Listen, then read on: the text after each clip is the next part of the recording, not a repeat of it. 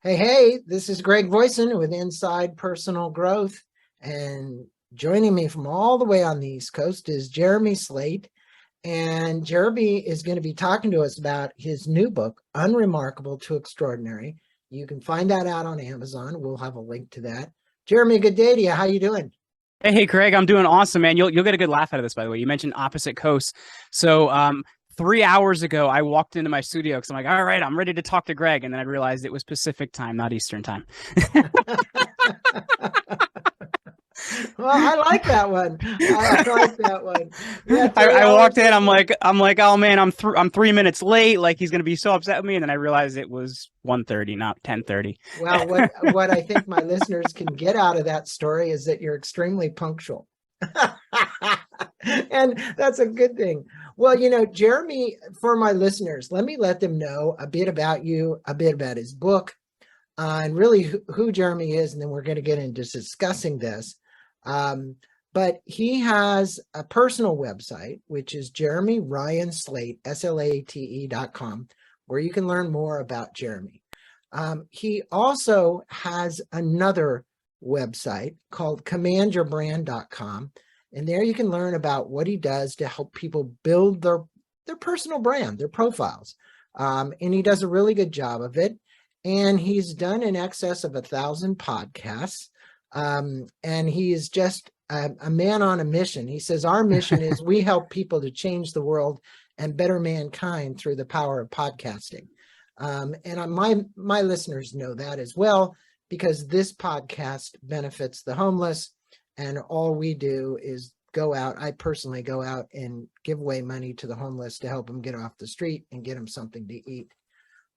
So I love the cause, and bettering mankind is important. Let me let them know a little about you. Jeremy Ryan Slate is the host of Create Your Own Live podcast, which studies the highest performers in the world. He studied literally at Oxford University, as well as holding a master's in early Roman Empire propaganda from Seton Hall University. He is named the #1 podcast to listen to by Inc. magazine in 2019, as well as the top 40 under 40 by Podcast magazine in 2022. Jeremy and his wife, Brill, co-founded Command Your Brand, a new media public relations agency to help entrepreneurs get their message out by appearing as guests on podcasts. He resides in Stillwater, New Jersey, and is a former competitive power lifter. So he says former, but hey, when you look at his picture up there on the website, it doesn't look like former. It looks like he's still powerlifting. He's still powerlifting? Yeah, so here's the funny thing. Like I don't do competition anymore, Greg, but I did last Thursday. I deadlift every 2 weeks. So I last Thursday I did 575 for a double. So I did 575 for two on deadlift. So I'm still close, man. I'm not that far off what I used to compete at. Well, I'm gonna refer you to a gentleman who is a really big author, sold millions of books. And his name's Jim Hewling, and he's down in Atlanta, and he's 60, he's about my age, 68, and he power lifts. And he has videos that he puts up on LinkedIn, and it's amazing for his age what he's power lifting. I think 400 and something. Wow. The guy is crazy good, but I will remind me at the end of this, I'll give you that link. Now, look, Sure. this book is really a great book, and you selected great authors, and I was listening to a few of the podcasts that you had done. And these are personalities for what you call extraordinary stories. Mhm. Can you tell us the story about selecting these personalities and why it is important and really was important to you in writing this book? Obviously, you wanted to profile these people that you've helped. Sure. And there's many of them up there, and you've got quite a few top names too that have come across your transit. Guy Kawasaki was on the show many, many moons ago, and I noticed that he's up there as well. So tell us a little bit about that. It's interesting because, and you've probably seen this since you've done so many interviews as well, Greg. Like I find that there's themes that come up again and again and again. And, it's very consistent to things I see. And what ended up happening is there's so many stories I could have chosen. And the reason I chose the ones I did is I felt like each chapter carries one main story and then has a bunch of supporting stories that go with it.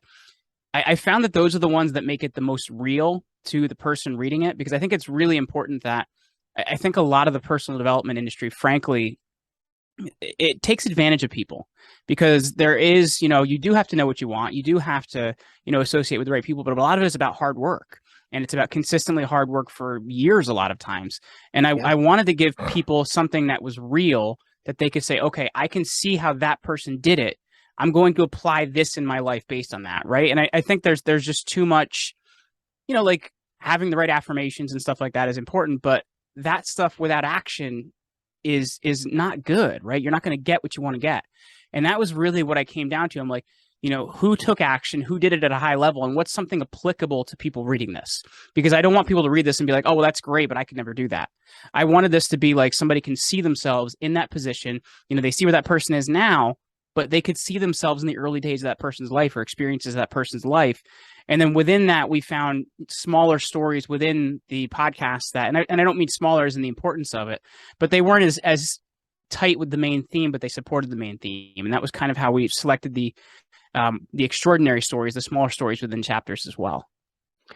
I think what's important with anybody listening right now is that if we were in a movie theater, let's say, and I whispered in your ear, really what I find is the stories that are most compelling are the ones that get whispered into my ear.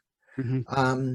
There are people that I can relate to. There's people that I would want to go to the movie with and share Yeah. the movie with, right? And I think what you're doing is you're actually whispering in people's ears what they want to hear from people that we could call it in this case are real. These are people Mm-hmm. that have had to struggle, have had challenges. There isn't anybody out there who is a success that literally has been gifted it with a silver spoon in their mouth. Even the people who have silver spoons, there's challenges because I work with them as well. Mm-hmm. Right. So whether it's psychologically, emotionally, physically, all of these various areas of body, mind, health, and spirit that you and I are interested in are part of the makeup of the whole, right? And that's the most important thing. And, in Extraordinary Stories, you tell a story of another author named J.J. Virgin, and I was listening to hers actually. She became this great health coach. I'm going to call it a health coach. Yeah. And you mentioned that sometimes in life we can succeed when we're really afraid because we're working for something bigger than ourselves. For JJ, that was the life of her son. Can you share that story with the listeners? And for my listeners, you can actually listen to this podcast up on Jeremy's podcast, but it's podcast 1003, and we'll put a link to it. It's to me, and it's interesting because you get feedback from readers about the book and things like that. And this is one of the ones that I hear from people the most about, actually. This story is one that, frankly, I hear back from a lot. And for those people that don't know who JJ Virgin is, she's really one of the top people, not just health coaches, but people that's actually, she is a New York Times bestseller multiple times. She's certified other people in her way of coaching because it's so different in particular. And she kind of hit this point in her life where she was just about ready to kind of take that leap, right? And go from somebody that had been done things well to kind of that next level person. And her son gets hit by a car, and it ends up kind of really just shattering everything she thought she was going to have. And she spends his whole time of him recovering in the hospital. So she had just signed a big book contract. She had just gotten an advance, and she's sitting in the hospital finishing this book. And she had to keep herself healthy, because if she wasn't healthy, then she couldn't see her son and she couldn't write this book. And she had to write the book because the money from the book was going to pay for his medical care. So it was this really, really big situation. And I think one of the things that happens when you look at this is when you're doing something just for yourself, it's easy to say, oh, I can't get up that early, or I can't make that goal, or I can't hit that target. But when you look at it and it's like, well, my kids are going to suffer, or my family is going to suffer, or, somebody's life I'm going to change isn't going to be changed. I think it becomes much easier to do that because it's not about you, right? Like, you're going to take what's easy when it's about you. You're going to avoid what's uncomfortable when it's about you. But when it's about other people, you just look at it so much differently. So for her, she buckled down. She figured out how to build a studio in this apartment that she was renting because she was about to buy a house, and that had fallen through because of this whole situation. And she filmed all the videos. She filmed a public television show around it to launch this book. But all of these things that she said, she would not have had the courage to do it had she not been doing it for her son. And I think I've seen that in my own life, frankly. My mom had a stroke in 2010, and it was one of the hardest single situations that ever hit me in my life. And at that point in time, I was teaching high school, and it made me look at a lot of what I'm doing. I'm like, am I going to make the impact I want to make? Am I going to be able to help my family? Because my dad needs my help now in the way I want to help doing what I'm doing. And the answer was no.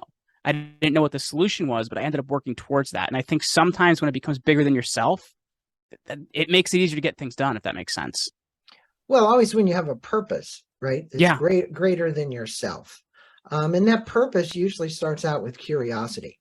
I've had Stephen Kotler on here many times. When you look at these extreme athletes, I'm just helping write a book right now called The Precipice of Life, about mountain climbers. And it's interesting, the stories. I've interviewed like 25 of the most famous mountain climbers around.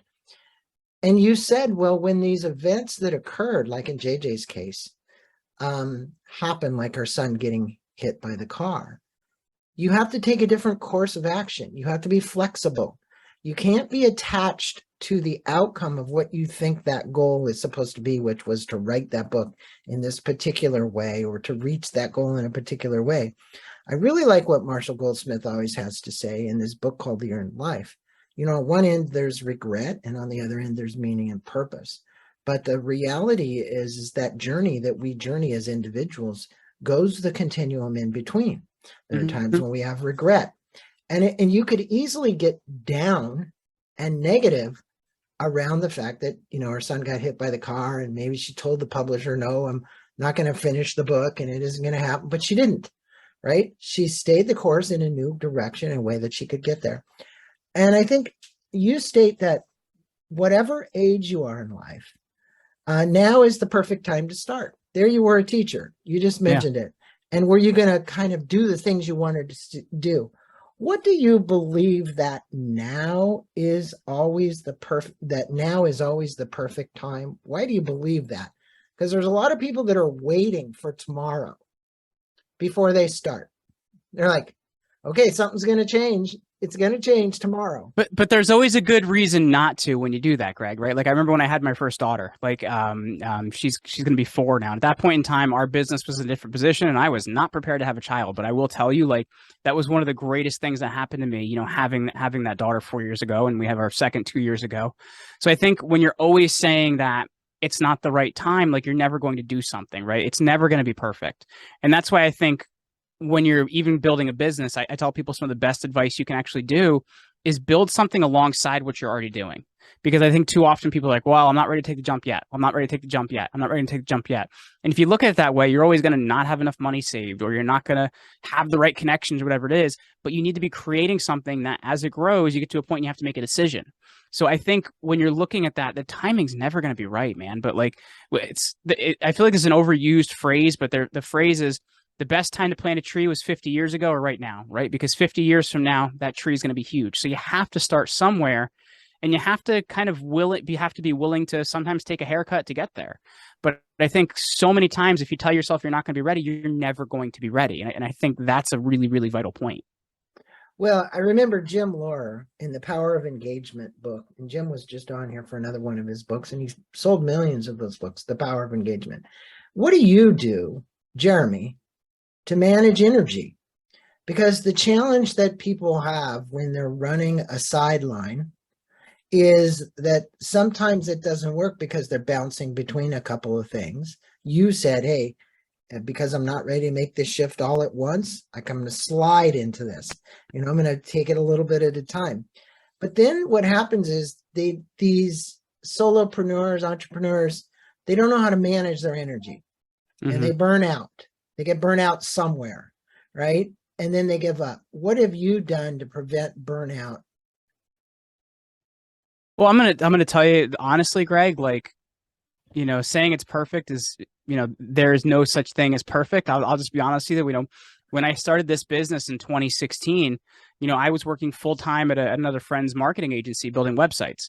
So I was working at that business from 8:30 in the morning until 5 o'clock at night, and building the other business on my lunch break and also from, 5 to midnight every night. So like I will tell you, when you're starting something early, you're going to be putting in a lot more time than you want to be putting in, and energy is going to be a problem. So the thing I've always done since then is I start with fitness first, right? Fitness is a huge component of my life.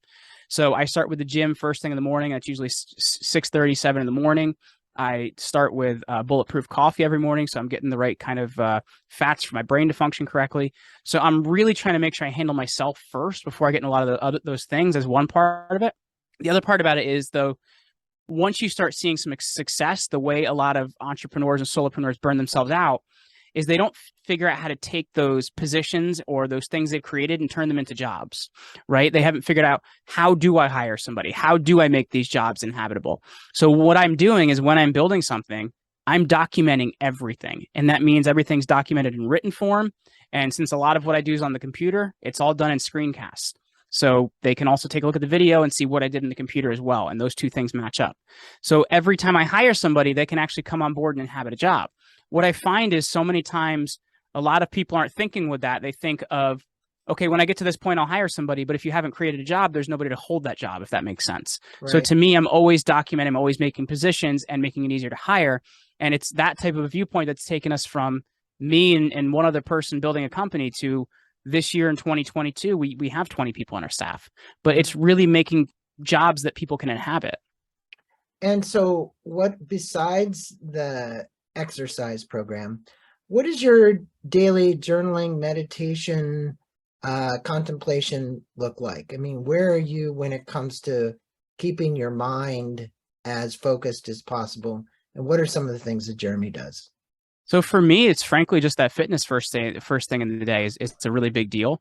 I don't read a ton. I do a lot of audiobooks. I don't do a lot of like written books. I just don't find I have the time for that. At the same time, it's making time for my family. At 5 o'clock, 6 o'clock every day, we all go for a bike ride. My two daughters and my wife and I and everything else. So I don't know that I particularly do anything for my mindset rather than keeping my body right and making sure I'm keeping my schedule well. That's kind of what's worked well for me. Well, it's important to know because it's not one size fits all, right? So everybody has their own little formulas here. And Jeremy, you state in the book that adversity is the caterpillar that cocoons itself, hidden from the world and slowly becoming its higher level self. Speak with the audience and listeners, if you would, about adversity and why do you consider it the greatest test of a person? And we just had a Sterling Hawking on here, and his book is called Hunting Discomfort.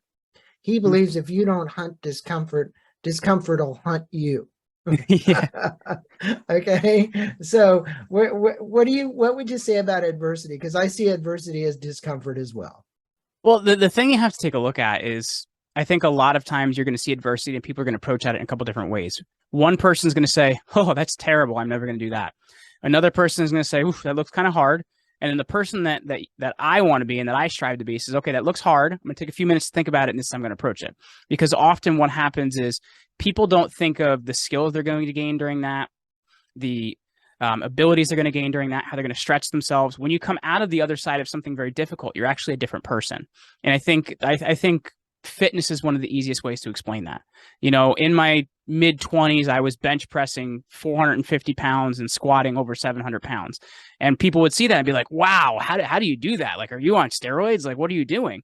And I would say, no, I'm 25 years old and since I was 17, I would go 5 pounds a week for 10 years. And I think that's what you have to look at the same way as building adversity. Difficult times build skills, they build fortitude, and they build you into the person you need to be.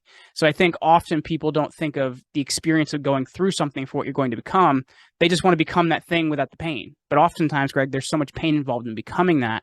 You have to be willing to confront it. And a lot of people aren't. So regiment. Let's talk about that, because look, if you did 5 pounds every week from the time you were 17 to get to 400 and something pounds, there's a regiment. Yeah. And a lot of people they'll back off when it's like, "Oh, regiment, oh, I don't want to do that."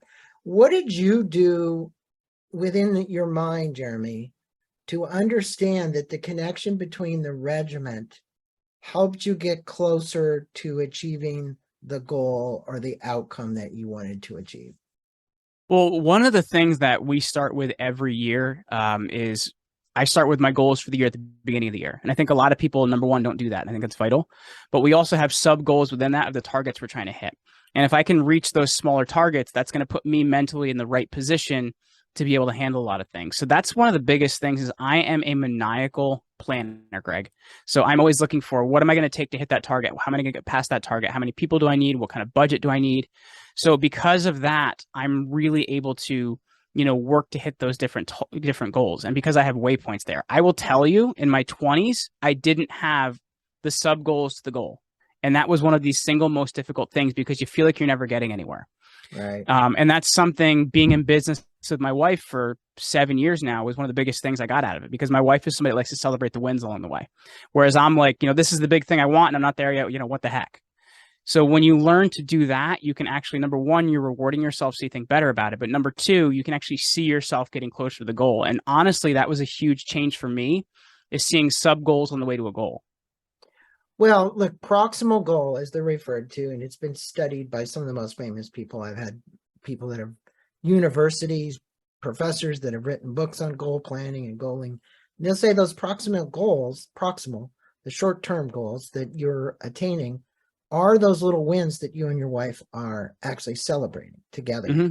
And so important to celebrate those wins along the way toward the goal, because then when you achieve the goal, it has much more meaning for you. Okay, it has much more purpose. And everybody out there today, given COVID and the circumstances we've been in, Jeremy, the great resignation is really around new goals. It's around new things in their life that they want for their life. And you state that nothing in life is given and that it shouldn't be taken for granted. When an opportunity comes, you can't say, I wasn't ready. You need to always be ready for the day that opportunity presents itself, because it will. Mm-hmm. What advice would you have for the listeners about grabbing and missing opportunities in life? Because they do float by as well. Opportunities are floating by all the time. So I talk about this in the book, and I think one of the biggest examples of this for any football fans out there and life fans out there, I think is Tom Brady. Tom Brady is now a 7-time Super Bowl champion. I think he's like a 4-time Super Bowl MVP. He's quite arguably the greatest quarterback to ever play in the NFL. And when you look at Tom Brady, yeah, he's 6'4", but he's slow. He doesn't have a big arm, and he doesn't have any of the things you would say like that guy's going to be a great quarterback. So he barely started his senior year of high school. He had to compete for a starting job and only started half the season his senior year of college at Michigan. Then he gets drafted in the NFL in the 6th round, and he only plays because the quarterback ahead of him, Drew Bledsoe, gets hit by Jets linebacker Mo Lewis and literally almost dies in the field. So he gets to then play because of that. And he gets that job and never relinquishes that job his entire career. Now, here's why. Because Tom Brady watched hours of film. He could tell what somebody was going to do before they did it. He knew it was happening before those things happened. He practiced better footwork. He practiced better calling. He practiced better time with the wide receivers. Because if he got all those sub skills well and he was a master at those sub skills, that's actually how you win. Because if you look at a lot of these, number 1 overall picks, a lot of them don't pan out. There's very few that do. And it's because their whole life, they've been told they're the best. They have had everything easy. They've never had to practice. They just show up and they have this natural ability. When you get to the NFL, man, like everybody's good. So it's what you have mentally that sets you apart. And that's the difference, right? He showed up every day like, I don't know when my opportunity is going to come, but I'm going to be ready for it. And if you approach anything in your life, you're going to get those times, and they may not look like the opportunities you think they're going to look like, but you figure out how to make them into an opportunity. So if you're preparing for your time and when it comes, that's how you can make the most out of it. Yeah, and I relate what you're saying right now to a really interesting story for those out there who have seen Free Solo. Basically, he spent 10 years charting his course up El Capitan to do that climb without ropes. Okay, and most people think that basically, he just did that. No, he knew every foothold, he knew every handhold, he knew everything he had to do to climb El Capitan like that. And I think, as you see him making notes in his little notebook in the Netflix video, it's fascinating And just crazy. Most people thought he was just out of his mind crazy. But the reality is, we're talking about preparation. We're talking about how long it took to prepare to actually do that. Same thing with Brady. You state that life experience and hard work, we were just talking about it, can be some of the best teachers. Couldn't agree with more. Can you share some of the best life experiences and hard work lessons that you've had, and how did it affect your current present life? That's a really great question, because I look at it this way, and I don't know what your viewpoint is on this, Greg, but I think like the education system now is a little, not really producing people that can actually do something when they graduate. Like I look at it and, I have a master's degree in history, which was fun, but it's not really like usable and I don't use it. And I think one of the biggest things missing is, you looked at a lot of trades, there's something called an apprenticeship, right? Where you work under somebody for a period of time, you get some skills, you get some knowledge. And you used to do that in a lot of different careers, 150 years ago, but you don't really do that as much anymore unless you're going to be a plumber or something like that. So I think experience is one of the greatest teachers out there, and it's one of the biggest things missing, because if you look at the knowledge you get in school is a lot of times missing application. So for me, some of the best things that I've learned, how to sell. How to sell is one of the most vital skills you can ever learn. And yeah, you can read every book out there, you can go to every seminar out there, but you only learn by doing it, right? Because the number of times you've done it, the better you become at it, the less you think, the less you actually just do it. So to me, how to sell is vital. How to work with other people as a boss. That was not a skill I had early on. So I had to learn, how do I listen to people for what they need? How do I manage people for what they want to get out of it? Because I think many times as a boss, we're thinking, okay, this is what I want the company to do. But your employees are going to be excited about that to a point, but they're not going to be excited about it unless you can show it how this affects them. So there's so many skills that I had to learn by experience that you can't learn in school until you're thrown in that position. So I'm not saying education is a bad thing, but I'm saying one of the biggest things missing is experience and really working under somebody that's had experience. It's, all these lessons in life, learning lessons that we take along the way. Are you going to go through life, or are you going to grow through life? Yep. Are you on the learning line, right? Or are you on the line that's basically you're just coasting, right? And anybody who's on the learning line, continual learners, which is the makeup of 99.9% of all my listeners, because you wouldn't listen to this podcast if you weren't on the learning line. Every one of us has taken those and used those small, tiny steps every day to make our life better. Mm-hmm. And hopefully to make somebody else's life better. Like what you've done for 20 people. You've given them an opportunity to work for you and to work inside of a company and to grow and help other people in the process. That's your mission. And I commend you for that, because that is a great cause. Not that you weren't doing that as a teacher. You were, you were helping students in a classroom, and I don't know if I was helping that many students in a classroom, man. I barely survived. I had sophomores in high school, and I was not prepared for that. That was a tough gig for you. I can tell that. But my wife was a school teacher for 23 years, and she came home with some amazing stories. And today, here's a great story. We'll go into a grocery store or someplace, and they see her. And they stop and say, "Mrs. Voisin, you remember me?" And then she'll go, "Oh, yeah," because she had, I don't know how many students over the course of 23 years, but lots of students, right? So, "Oh, yeah, I remember you. What are you doing?" "Oh, I'm a nurse." "Oh, I'm in grad school. I'm studying to be a doctor." And the impact you can make, just the little things that encourage or inspire someone to take that step, is important.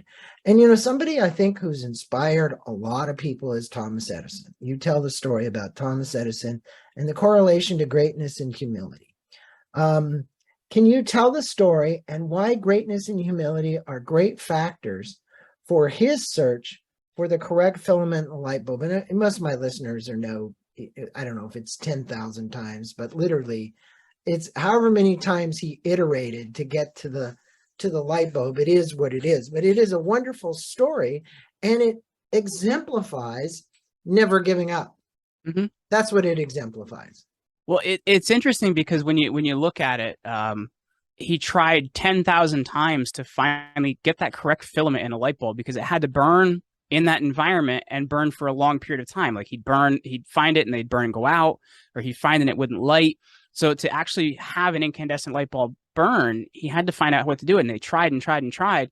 And they said, Mr. Edison, you finally got it on the 10,000th time. Why did you keep doing it? And he said, um, I haven't found 10,000 ways. I found 10,000 ways that didn't work before I found one that works. Right. So there's also value in knowing what doesn't work, right? Because you can't apply that in the future. But it's also having the commitment of figuring out, like, I'm going to get this done. I don't care how it's going to get done.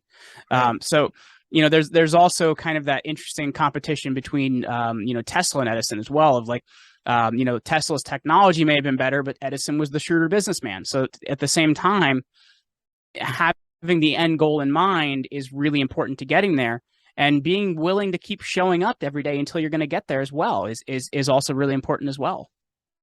Well, not that long ago, I was reflecting with somebody who actually worked with Steve Jobs, and they said there couldn't have been a man that was more curious than Steve Jobs. Probably one of the most extreme people as relative to curiosity. I always wanted to find out how things worked, how to put them together. And I think this element of curiosity with inside of Edison, you couldn't do what Edison did if you didn't have a curiosity, a really, really, really strong curiosity, right? And I think for all of our listeners, they understand this. But you just mentioned something 10 minutes ago about goals. Curiosity then leads to a purpose, and then purpose is defined by you then saying, I have a goal, and then setting interim goals, like you mentioned, the short-term goals. And then from the short-term goals, achieving something of meaning for yourself. So, if you take this pipeline down the path, most great achievers have followed like a 5-course path from curiosity all the way to meaningful goals. But you can't just have curiosity and then do nothing with it. You've got to have some kind of goal around it, right? Well, there's also another point to that too, though. And this is something that, Steve Jobs and also Thomas Edison have in common. And that's the idea of being unreasonable. When somebody's reasonable, they say, oh, I couldn't do it because of that, or I couldn't do it because of that, or okay, that's why I couldn't do it. When somebody's unreasonable, they refuse to accept any reason why it can't be done and just see how it can be done. Right. This is an Apple Magic Mouse, right? Right. When that product was developed, Steve Jobs said, this is how I want it done. This is what I want it to look like. This is how I want it to function. And they said, Steve, we can't make that product. And he said, okay, so I'm going to lock you guys in this room. When the product is made, you guys can let me know and I'll unlock the door. But so sometimes you have to be unreasonable to also foster innovation, right? Like if Edison looked at all these different reasons that he couldn't do it, he would have never tried to do it. So I think at the same time, curiosity is great, but being unreasonable is vital. Agreed. And the other thing that Steve Jobs adding to that is he said, guys, when you come in that room, because I've read a lot about him and I've talked to a lot of people that worked with him during the course of my interviews here in these podcasts, he literally said, leave your ego at the door. Yep. And that was a really important one because that's the only way things will get innovated. If somebody's got a huge ego and they're trying to like control the situation, you're not going to have groupthink. You're just going to have one guy thinking for everybody else. You mentioned that one of the biggest things you found about extraordinary people is the drive just to make it happen. You just kind of mentioned that. Most of the world waits for life just to come to them, right? It's like, oh, I'm waiting for something to happen to me. Yeah. Everything has to be perfect before they can take any action at all. Can you speak with the listeners about just going for it and then sorting things out later? Because a lot of people, they don't like the messes. It gets pretty messy when you just go. Yeah. And you don't actually know, because you can't have a knowing about something that's going from, I call the invisible to the visible, like the mouse, right? Put you in a room. It's invisible. I don't have the mouse, so I got to draw it. And then I got to figure out what goes in it. And then I got to visualize it. And then I got to prototype it. And then after I prototype it, I've got to build one or two. And then I have to see if it works. And then I got to take it to the market. All of those things, which can be really quite messy. Speak about it. Well, I think the thing that's interesting about that is the theme of my podcast is it's called Create Your Own Life. And it's called Create because I see creation as a process that's active. It's not passive, right? And you were just talking about, like not going out there and getting it, waiting for it to be perfect. And when you're being active in life, you're actively seeking things. You're not waiting for it to happen to you, right? You're not letting, it's Hmm. not a passive thing. So I think number one, that's kind of the mindset you have to have around it is life doesn't happen to you. It happens because of you. And it's an active process you create because there's this whole idea of like, I'm going to go follow my passion and I'll never work a day in my life. And I think that's actually really bad advice. I think what you should actually take a look at doing is finding your passion. And finding your passion implies you're going to try a lot of things. You're going to do a lot of different things. There was a really great interview I saw with, oh gosh, what is the guy's name that plays Dwight on The Office? Um, Oh, I know what you're talking about. I do. Everyone will know. We know okay, who yeah, he is. the guy that plays Dwight on The He's the Office, and nerdy guy. He's the yeah, nerdy and guy. he's saying that like, so many people think about their 20s and they think they have to have it all together out of school. When he goes, you look at it, the 20s is the workshop period. It's when you're figuring it out. It's when you're building skills. It's when you're doing these things. And, your 30s and 40s, you can have it all figured out and that's fine or work towards it or whatever. So I think you have to understand it's an active process. It's doing, you're going to screw up sometimes, you're going to fail sometimes, but you need to look at each one of those things for what am I going to get out of it. And you mentioned as well this idea of never getting started. If you never get started, then your competitor has got a product selling. They're already getting feedback on how that product was created. And because of that, they're going to stay ahead of you, right? Like getting something Right. out into the market, even if it's not perfect, is going to create a conversation. It's going to create an ability to do something. Yeah, it's I default back to this, how I got started in this podcast 15 years ago was I used to go to big events where there'd be these great motivational speakers. And my son said, well, why don't you start a podcast interviewing them? And I was like, really? And this was before podcasts were even big. It's like we're talking 15, 16 years ago at this point. I don't even think there was a handful of people doing podcasts back then. But the reality is I said, great, and I kind of asked, I'll be honest with you, I said, what's a podcast? Because it was in a time period where they just weren't known. But now is a way for people to learn and acquire skills and knowledge. It's just so readily available and at no cost, no Mm-hmm. fee usually, right? To get there. And we, whoever the groundbreakers are, have kind of revolutionized this. And it's important that I think that you hear these different perspectives along the way, like what you have in the book, what you've got on your podcast show, what I have on my podcast show, and find out what you're curious about. If you're curious about, go find it. All you got to do is type it in Google search, and one of us is going to pop up. Now, towards the end of the book, you speak about conversations with General David Petraeus, who's retired 4-star U.S. Army general and public official. We all know who he is.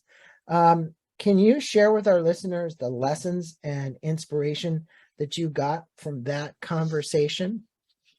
Well, one of the biggest things I learned is he talked about early on when he was, kind of first becoming an officer, and he was an aide to he was a 2-star general, Jack. I forget his last name, but its name escapes me. But he was, working with this General Jack at the time, and he said the thing that was interesting about this guy is, he wasn't one of these guys that look at the 50 medals on my chest and who I am, where's my drink, where's my cigarette, where's all these different things.